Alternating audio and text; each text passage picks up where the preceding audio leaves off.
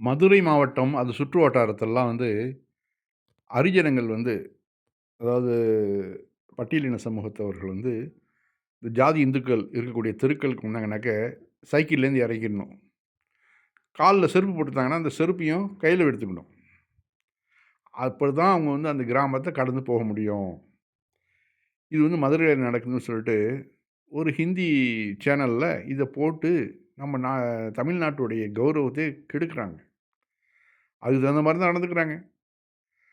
இந்த காலத்திலயும் 20ஆம் நூற்றாண்டுலயும் இருந்துகிட்டு, நான் உயர்ந்த ஜாதி, நீ தாழ்ந்த ஜாதி.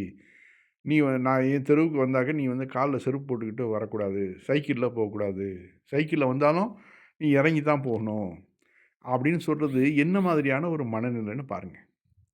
இது வந்து எவ்வளோ பெரிய அசிங்கம். ஒரு மனிதனா பிறந்தவன், இந்த மாரி சக மனிதன வந்து இந்த மாரி கொடுமைப்படுத்தினாக்க, அவன் எப்படி அந்த மதத்தில இருப்பான்? இந்து கத்துறயுமே இந்து மதம் ஆபத்தில இருக்குதுன்னு மோடி ஒவ்வொரு தடவையும் வந்து கத்துறாரு. முதல்ல இதெல்லாம் ஒழிக்கணும் முதல்ல. இதுக்கான காரணம் என்னன்னு பார்க்கணுமா இல்லையா? आप மனு ये वीडियो சிறுமதி देखिए, தானே இங்க ये பாருங்க. वीडियो है तमिलनाडु के அந்த मदुरई जिले ஹிந்துக்கள், की, जहाँ पर தலித் आज சமூகத்த यदि சேர்ந்தவங்கலாம் कोई ஹிந்தியில दलित व्यक्ति டைட்டில் போட்டு, सवर्ण जाति के घर के அத सामने से வந்து गुजरता है, वो अपने அப்படியே पैरों में அவ்வளோ से चप्पल निकाल அசிங்கப்படுத்துறானுங்க. कर अपने அந்த हाथ में செருப்ப लेते हैं கையில எடுத்துட்டு और போறாப்புல. आप कहते हैं பாருங்க. कि दलित हमारे हकों को खा இது रहा है, நமக்கு எவ்வளோ பெரிய கேவலம் இது. जिनको लोग अपने पास बिठाना तक पसंद नहीं करते, आपको இவரும் उनके அதே மாரி आरक्षण से கீழ दिक्कत है। விழுந்து கையிலேருந்து आरक्षण அந்த இத எடுத்து கிளம்பி போறாப்புல. இது எப்படி ஒரு சக மனிதனா இருந்துட்டு எப்படி இத அனுமதிக்கிறாங்க? அவங்களே வந்து செருப்ப கையில எடுத்துட்டு போட்டு போறாங்கன்னு வச்சுக்கங்க. நீங்க உங்களுக்கு எங்க புத்தி போச்சு? இது மாரி செய்யக்கூடாதுப்பா. நம்மல்லாம் ஒண்ணு தான். இந்த படிச்ச சமூகமா இருக்கு. எல்லாம் இந்துக்கள்ல வந்து மேல் ஜாதிகள்ல இப்பலாம் வந்து நல்லா படிச்சிருக்கிறாங்க. படித்தவர்கள் மத்தியில தான் நெறைய இது மாரியான விஷயங்கள்லாம் இருக்குது. இப்ப எங்க கிராமத்தலாம் எடுத்துங்க. மிகப்பெரிய வளர்ச்சி கண்ட கிராமம்.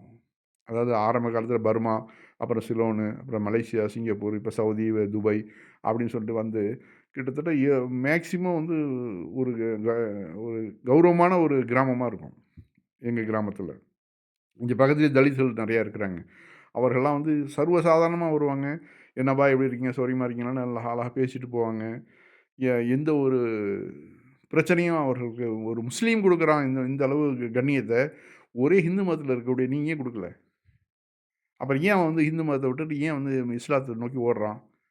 அத நீங்க கொஞ்சமாவது சிந்திக்க வேணாமா? பெரியார் அதான் சொன்னாரு. "நீ காலையில வந்து உன்ன வாடா சரவணான்னு கூப்பிட்டவன், நீ முஸ்லீமா மாறுனோனே வாங்க பாய், வாங்க ரஹ்மான் பாய்ன்னு கூப்பிடுவான்னு" சொல்றாரு பாருங்க. பெரியார்.